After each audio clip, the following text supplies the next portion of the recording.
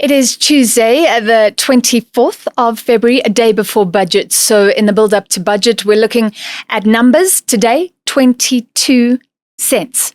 It sounds like a tiny number. You can't even buy a chappie for 22 cents.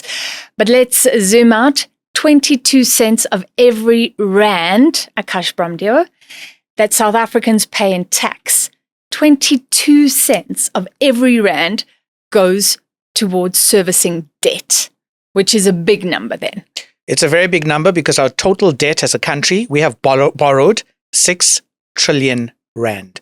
And let's just put that into perspective. That's 6 with 12 zeros thereafter.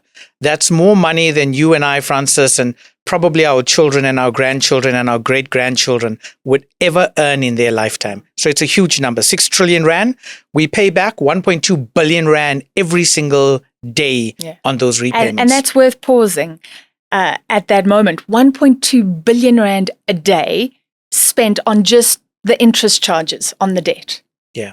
And if you think, if we didn't have that debt, how the money could have been used. I mean, the basic education minister, I'm sure, would love to be able to hire more teachers. We know that doctors cannot be hired, even though they've qualified, because there isn't enough money in the fiscus to hire them. We have an army that has this modern equipment, but they cannot service them because they get about 60 odd billion rand in the current financial year, and they need billions more to upgrade the army.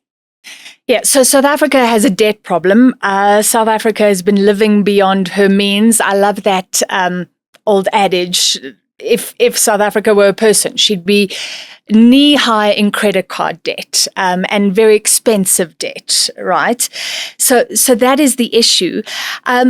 Last year was a landmark, though, because government said it stops here. And there was such a good response to that. So we are stopping just short of 80%. The finance minister said debt will peak at 77.9%. And I was thinking, if there is any sign that that promise won't be kept tomorrow during budget, it will be catastrophic, right? It will be an absolute disaster. But I also don't think that we're going to get there, because I think the one thing that our government, and in particular National Treasury, has done well is they've reined in finances. So they've said, if you don't have a proper plan, we're not going to give you the money. The post office is a classic example of this. The post office is currently in business rescue. They put together a business rescue plan. National Treasury didn't think it was going to make financial sense, so they simply have not funded it. Yeah, and this is why we are in, it's one of the reasons why we're in non-investment grade or junk status, right? The rating agencies look at your ability to pay back your loans in future, essentially. Yeah, and we went through some very bad years. I mean, if I reflect on the days when Trevor Manuel was our finance minister, there was a time... Surplus. Yeah, we had a surplus. We had a budget surplus.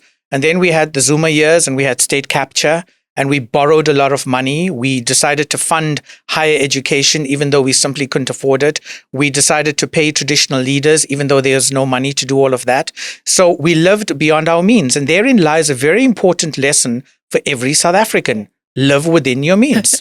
It's looking so good this year. Let me just say that some economists are saying the budget deficit, which is the gap between what comes in and goes out, will reduce. Which means even for the year. So we may even have a better picture than what was laid out last year.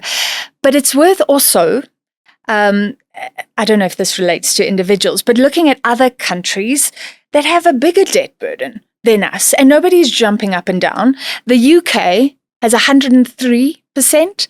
The USA, 122%, Belgium, 106%. So why are we getting pressurized? Because of 80%. I think the main reason is because of our economic growth. Because anyone who lends money will want to look at their ability to recoup money. And in South Africa's case, if you're simply not growing fast enough, you're not creating more money. So if we had an economy that was growing at 5 and 6%, it's a completely different story. You could have higher levels of debt. The problem with our current debt levels is we could get to a point where we simply can't afford to pay the money that we've borrowed back. And that would be a huge warning sign. Yeah, when you're borrowing money to pay back money. All right, we ended there. It's looking good. I think let's end on the positive in that South Africa has a debt problem, a major debt problem, and we're heading towards 80%. But the finance minister has said it stops there. That is the peak, and then debt will come down. And any sign of even better debt days will be hugely welcomed tomorrow.